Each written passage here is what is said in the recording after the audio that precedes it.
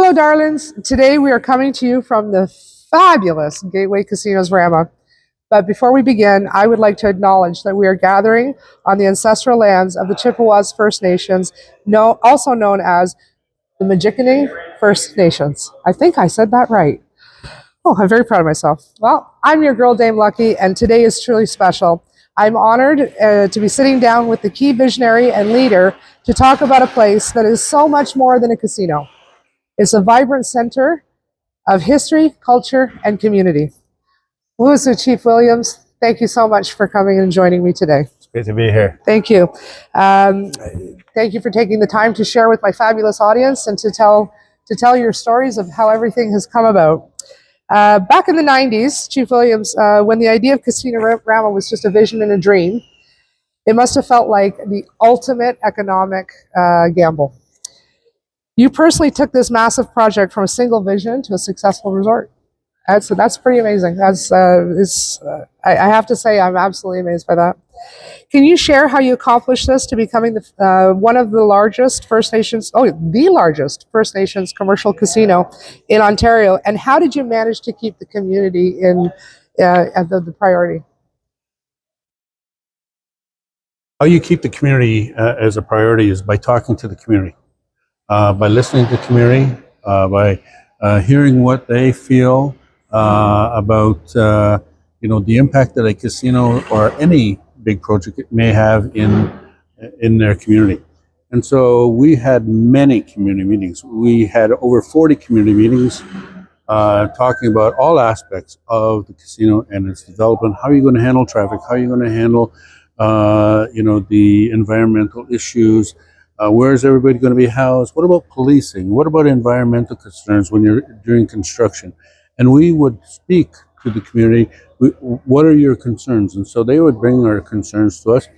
And then we would, during negotiations and during the development of the casino, we ensured in the development of the casino that these items would be included and or addressed to the benefit of, and the benefit, not just the benefit, but the concern of our community members, as well as the local community, the surrounding township and the surrounding townships and the city of Aurelia. And how do you keep them engaged?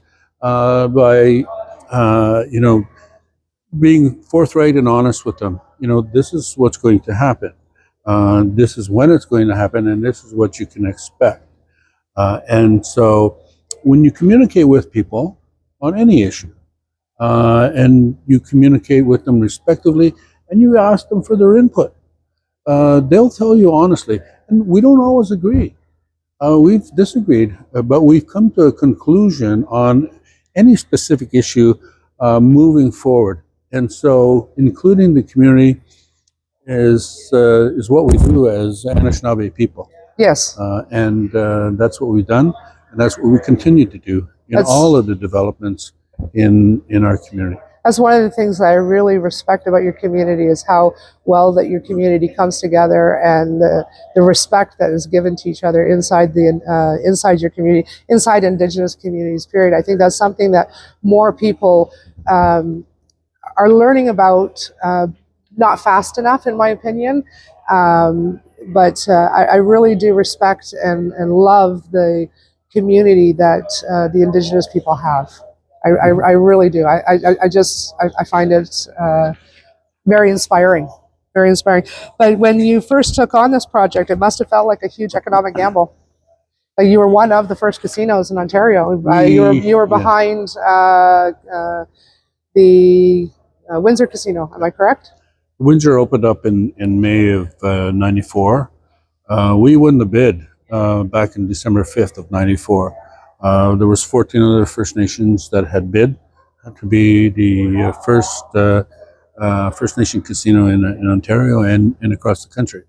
I wrote the proposal, I worked the bid, and when we won on the 5th of December, we didn't know what was in store for us. But what was in store for us was that 24 hours a day, nonstop traffic, nonstop activity, and excitement. And so I assembled a team. I was tapped on the shoulder by my chief and the council, said, well, we got to make this happen. You make it happen. And so I became the chairman of the development of Casino Rama, and I worked with the province of Ontario and the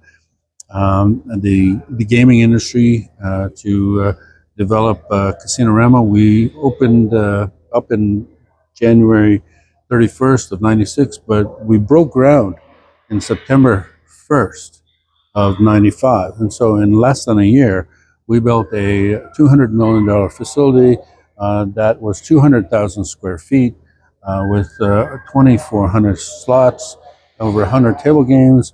We opened up to a lot of fanfare. The first year, we had 3,400 employees, and we did $590 million in revenue. And we were at the time the single largest employer of Indigenous people in the country. That's amazing. That's amazing. We had close to 800 First Nation people working at Casino Rama when we opened during that first year. I'm sure there was also involved with the construction. Oh, for sure. I mean, that when you start a project and you start to work, building the casino, that there was a lot of First Nation employed in the development of the casino and its project. So, and we work very closely with other First Nation organizations. Work very closely with the neighboring construction industry. Obviously, with a project this large, you had to go and look to the big contractors. Yeah, the big contracts. I remember when Casino Rama was being built, and I have to tell you, I was biting my nails going, come on, let's open up. So that was the year, that winter, where we had Halloween and there was no snow, but on Halloween night there was actually 4 feet of snow fell. So we're almost at an anniversary. For tomorrow will be Halloween. Tomorrow's Halloween, and so that 4 feet of snow, we had a lot of expats come here, and they're not familiar with snow. And I recall them saying, well, how long is this going to last? I said, well, this will be here now until the beginning of April or mid-April. So, because that was the year where we had lots of snow. We had 24-hour construction going on here, and that's why we were able to do it in 11 months with a shutdown that occurred about 5 or 6 weeks. But it became a real community effort to develop Casino Rama. The casino was developed with just the casino and the restaurants and the back of room, our back of house. The hotel and the entertainment facility came 5 years later. Mm-hmm. Yes, 2000. It has had some expansions, which is fabulous. When you first pull up to Casino Rama and you see outside, you see all the artwork that adorns the outside of the building, and it's absolutely fabulous. Can you tell us a little bit about the symbols, the meanings, and the artists that are behind the artwork that adorns the outside of the building? As I had mentioned before, taking input from your community, how can we make this a livable experience for not just the community, but for the patrons? It's an opportunity to share our history, share who we are as a people. And so the artists that adorn the building inside and out are local artists. We have a large inventory of artists in the community, very, very good artists. Very talented. And so we actually set up basically an art studio where they would work out, that they would, do their drafts, and then they would put them together, and then we would give them to the builder, and the builder would send them off to I guess, enlarge them. an outfit that could enlarge them and put them on the siding, and that was a large feat in itself. And so there's an immense amount of pride that our community has, that our artists have, anytime they come here, or they may see pictures of the casino adorning, national publications wherever, or magazines. And so it's listening to the community and incorporating the wishes and the hopes and the dreams of the various professionals in our community into the development of Casino Rama, and that's what we did. Do the images tell a story? Uh, a lot of the images do tell a story. There's so many images that I can't get into detailing each and every one. But do you have a favorite? Is there any particular image on the outside that when you look at that, your heart just goes, "Oh, I'm so proud"? I'm proud of them all. I'm proud of them all because when I see the clans, for instance, the clans that are adorning the building, there's several clans, and we all like, I'm a fish clan, for instance. So anytime I see a fish, it's like, that's my clan, and then somebody sees an otter, well, that's my clan. They see a heron, well, that's my clan. So when you see your clan on a building such as this, it's like you're a part of it. Yes. You're a part of it. Yeah, it's part of the community, and you are the community. And what we have also, we have some of our veterans that are adorning the building as well. Oh, that's awesome. My dad is on one, and now that must be an immense amount of pride for you. He used to be hanging right over there, and he was the first one to pull the hand on the slot machine. Love it. And so when that occurred, and I have that picture and I have that moment, and he was a leader in the community for 40, 50 years. So it runs in the family. So, well, my dad was on council in the 50s to the 90s, off and on, and my grandfather was chief back in 1940, 42. So you had no choice but to fill some pretty big shoes. Well, fate is an amazing thing, right? It is. In your destiny. So, it is. Anyway, those are the issues related to the artistry. We had the artists commissioned, and we like you said, we set up an art studio where they worked on this from September until we opened up in July. That's absolutely amazing. And right now we're in the rotunda, and this is the lobby, is what most people would know it as, is when you first enter into Casino Rama. And to me, it feels like the spiritual heartbeat of the resort. Mm-hmm. Now, most people understand totem poles, and as you can see, we're standing in front of one right now. But this is not a totem pole, is it, Chief? No, this is. You take a look. There's a number of tree trunks, let's say. I believe there's 9. 1, 2, 3, 4, 5, 6, 7, 8, 9 of them. What people don't understand, and they forget, that this country was built on white pine, and that's what this tree represents. Oh. This tree represents white pine. All of your buildings, your schools, your banks, your offices, during the development period of when the your ancestors, the colonizers and the settlers came, they built using white pine. And so these are white pine because this whole territory was full of white pine. And white pine is a wood that is strong enough but durable enough to work with. And so that's why they used the white pine. And this one, for instance, is, it welcomes you. Ani, bonjour, welcome. We are the Anishinaabe people of the Chippewas of Rama First Nation. We welcome everyone to our territory to learn about our way of life and connect to all of creation. As the first peoples of Turtle Island, because Turtle Island is North America. That's Turtle Island to us. Oh. You know it as North America with Mexico, United States, and Canada. We know it as Turtle Island. I never knew that. And so as first peoples of the Turtle Island, we honor the many gifts and teachings of all of our ancestors.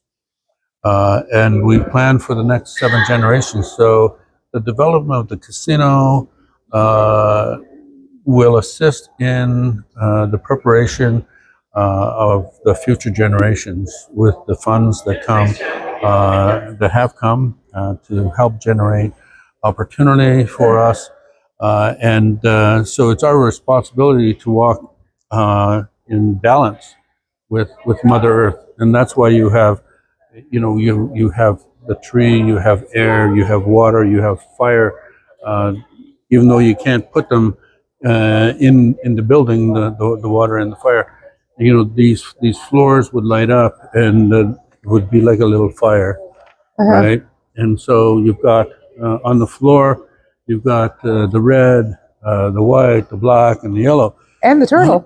and you've got the turtle, which represents, as I said, Turtle Island. But the red, the black, the white, and the yellow represent all of the nations of mankind. The red people, which is us. Uh-huh.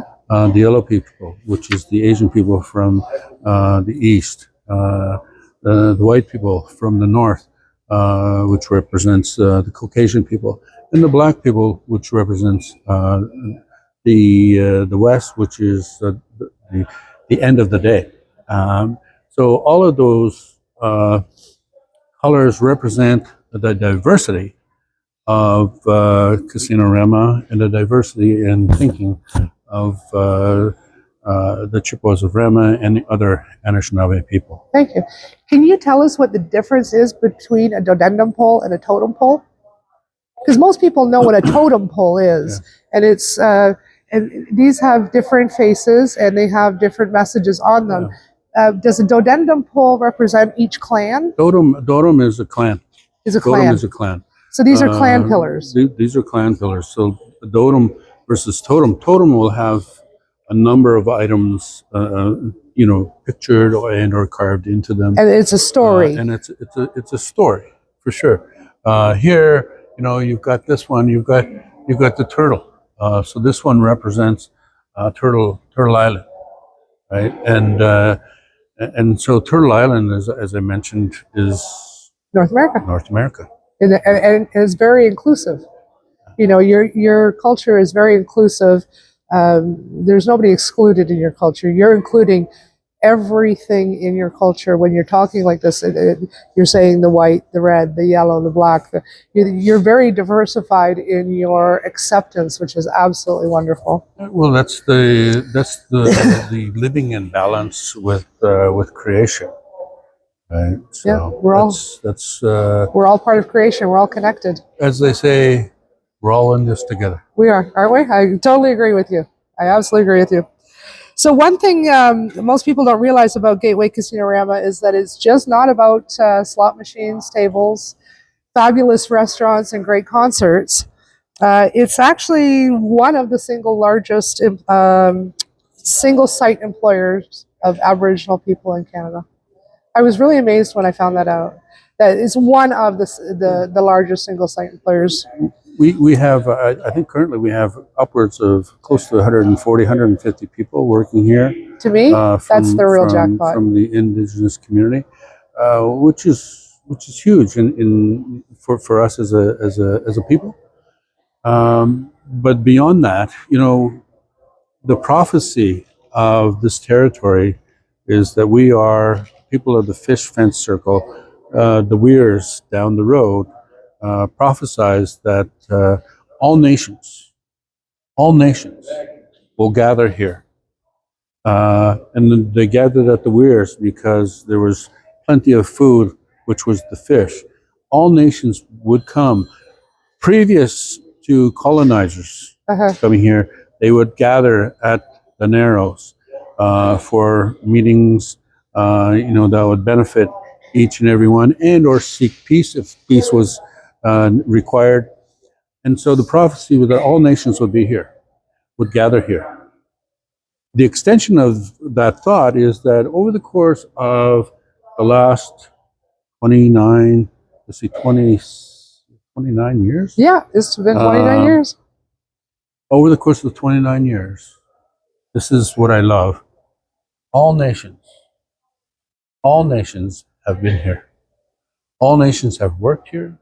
All nations have come to play here. All nations have come to feast here.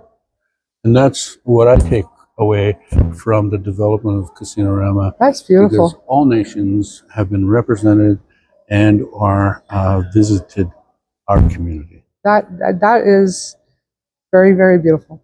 That is very poignant. That is absolutely beautiful. You put that. I'm speechless. That's just like really a very nice way of putting that. So, Chief Williams, we've seen the art, we've seen the community impact, and we understood your vision, the legacy. If your legacy could be summed up in one powerful quote, what would it be? Think big. I love that. Think big. Yeah, I love it. And as you look ahead, what is the powerful message Casino Rama sends to the world about the future of Indigenous economic leadership? Because you, my dear, have done some amazing things.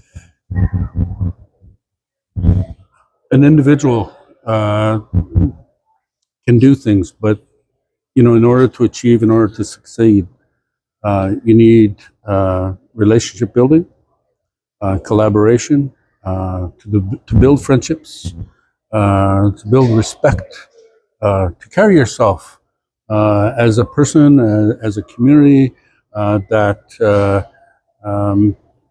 people want to do business with. And we have done that as the Chippewas of Rama. We have a great relationship with our friends from Gateway. We have a great relationship with our friends from the Ontario Lottery and Gaming Corporation. And now you have a great friend in Dame Lucky. We do. And we have a great relationship with the townships, with the city of Aurelia, people from Muskoka, other First Nations who come people here. come from all over to come to Casino Rama. So, and to come here. The development of those relationships are critical for achievement and success of anyone in any world. And so I like to think that the Chippewas of Rama, working with our partners, are leading the way as far as economic reconciliation, and taking advantage of the opportunities that we have. One of the things that I like to tell people is that as people say, well, Casino Rama isn't doing as good as it was before. There's a lot of businesses that are challenged today. And Casino Rama is one of those as well. But having said that, 95, we estimated that we would do $200 million in revenues in 95. We would employ 1,000 people. Well, we employed 3,400 people. We did 590 million for over 500 for the first 5 years. And for 24 years, 22 years, we rode the gravy train. It was a good ride, really great ride. There wasn't as much competition back then. We didn't have a whole lot of competition. Today we have competition. And what I say about competition is just give us the opportunity to compete. Absolutely. That's all I want. I want the opportunity to compete. Because when you give me the opportunity to compete, I will show you what we can do. Well, in competition, and that's what's happening. In competition, it makes you strive to become better. You know what? If there was a casino next door, it'd probably be the good thing, because that would make us sharper, right? Again, the casino 30 years ago, 200 million and 1,000 people. Today, we're doing that. And so I say to people, yes, we rode the gravy train, but the gravy train is over. And now we really have to get to work. And that's what we're doing, working with our partners and making things happen here in the community through Casino Rama. The larger community, the larger First Nation community, they come to Rama to find out, how did you do this? How did you do it? Tell us the secret. How did you do this? And I tell people, how do we do this? We did this by listening to our community. Our community had a dream. Our community had a vision. They wanted better housing. They wanted jobs. They want to live a better lifestyle. And through the development of the casino, that has been achieved. That we are living a better lifestyle. We are living a lifestyle that you would find anywhere else across this country. And if you want to know how to do it, speak to your people, talk to your people, get them, bring them in, have them dream with you, and then take their dreams and find champions to make it happen. Absolutely, I agree with you. Because a lot of people don't realize that when they come to the casino, that the casino actually gives back. they don't realize that when they're coming to the casino, sometimes people are just they're coming and they want to have fun. They don't really think about the logistics of things, but the casino actually does give back to the community in more ways than one. In more ways than one. And so, if you could highlight some of the great things that the community has given back, that the casino has given back to the community. Over the course of 29 years, the payroll between Casino Rama and the Chippewas of Rama has averaged out to be $65 to $70 million a year. That's amazing. A year. And so you total that up, that's $2 billion in annual employment in salaries. And it hasn't all stayed in Rama. It has benefited the city of Orillia and the surrounding townships to the point where the city of Orillia was voted as one of the best places to invest several years ago. I congratulated the city of Orillia on that, and they said yes. I said, but you don't have to thank Rama. And he knew exactly what I meant.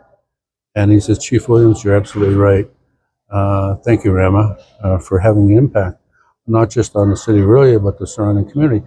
And so that's from an employment standpoint. And so the development that has occurred in the area has been something that we're proud of as the Chippewas of Rama, that I'm sure the casino is proud of as well. And, there's no stopping us. There's still lots of opportunity for us to grow in revenues here at the casino. If I'm not wrong, and correct me if I'm wrong, is the Chippewa Rama's First Nations now 75% self-sustainable? We have revenues that are our own revenues, and it's approximately 75% own source revenues. That's so amazing. when we talk about own source revenues, we're talking about being independent. We're talking about being self-governing. We don't have to ask anybody, how we spend that money. We decide, working with our community, how we're going to spend that money. Yes, and to the benefit of the community. You've built some housing. You've done some. What are some of the other projects that you? Well, we just finished a 44-unit apartment complex that we opened up 3 months ago. We built a 40,000 square foot office building that houses tenants, business opportunities, health and social services, and child and family services in one building. We've got a fully functioning police force, a fully functioning it's amazing. Absolutely fire amazing. department. We have a fully functioning what do you call it? Ambulance service. And we have professionals that are growing each and every year. We have, in the last 12 years, sent each year 100 of our youth to college and or university. That is awesome. That is amazing. Each year. And some of them are coming up to me and saying, I'm coming after your job, Chief. You're like, and I'm like, yes. Good. Yes. And the reason I say yes and thank you is because those are educated members of our community. And when I am long gone, they're going to be here doing the same thing that I've been doing for my career. Well, they'll be following in your footsteps. And they'll do it their own way. But they are strong. They are smart. And they're going to keep us moving. They're going to keep us growing. That's awesome. That's absolutely amazing to hear. So we have a great future. Okay, so before we wrap things up, I want to switch things over to something a little bit more fun. Okay, so we're gonna mix it up here a bit, Chief. Okay, if you're ready, I've got 12 rapid questions for you. Fire away. It's going to be a rapid session. I want you to say the first thing that comes to your mind. Okay, and there's no wrong answers. Okay, so there's no wrong answers. So are you a penny slots or a high limit guy? High limit. I don't gamble. You don't gamble. Oh, so then my next question, poker or blackjack? I gamble. So if you had a choice between a casino gala night or a concert at the entertainment center? I'll take the gala. You take the gala? So you're killing my questions here, Chief. So if you were at the casino for an evening and you hit a jackpot, would you get a suite in the hotel, or would you treat yourself to fine If dining? that was to ever occur, I would have a party, invite my friends. And family. That's awesome. So are you a sports bar and a game kind of guy, or upscale dining? I'm an athlete, so I'm a sports guy. Sports guy. Go Jays, go. Go Jays, go. Okay, so would you prefer a backstage meet and greet, or would you prefer to be front row at a concert? Front row at a concert would be good. Okay, so are you a steakhouse or a seafood? I combine both. Surf and turf. You're my kind of guy. Okay, so would you prefer a 70s concert, a rock concert, or live theater? Live theater. Live theater? Okay, and so another one of my questions have come here, but what are you spending your casino resorts on? Would you get a suite, go to the spa, or hit one of the concerts? I'd go to a concert. You're a party guy. I like you. And if you're at if you go to the casino, do you have dinner and then go play, or do you play and then go have dinner? So let's rephrase that, because you don't gamble. So do you eat and then go to the concert, or do you go to the concert and then eat? I love the restaurants that we have at Casino Rama, and I would love the fine dining, and then I would go to the casino. So make sure you come to the fine dining at Casino Rama and go and see the concert. And then go see the concert. Okay, so when you do come, do you like to come casual, or do you like to come dressed up? I'm a casual kind of guy, and because that's me. You have to be who you are, true to yourself. Okay, so now this last question I have for you, you might have to gamble on this one. I might have to rope you in on gambling. Life is a gamble. Okay, so if there was ever a challenge amongst the leaders of all the communities that host casinos, so if you take all the communities in Ontario that host casinos in their community, and there was to be a challenge for the proceeds going to charity, would you prefer it to be a poker tournament, or would you prefer it to be a group pull, a slots group pull, and the proceeds would go to charity? Which one would you prefer, poker? Well, you can't lose. Oh, the charity can't lose, that's for sure. So would you prefer to go up against all the other leaders on a poker tournament, or a group slot pull? Poker. Poker? Okay. Might have to get you some lessons though, right? No. Oh, you know how to gamble, but you just don't gamble. Fair enough. Well, thank you very much, Chief Williams. Before we conclude, I would like to present you with a gift to thank you, a traditional gift. I hope I've done this correctly. A traditional gift to thank you for sharing your stories. Oh, look at this. And Smudge bowl. sorry, it's caught there. Smudge bowl and medicines. Yes. So to thank you for sharing your time and your stories with us today, and to help your community and your legacy continue on. I really appreciate your time, and I look forward to meeting you again. Dame Kelly, you're awesome. Go Casino Rama. Thank you so much. There you go, sir.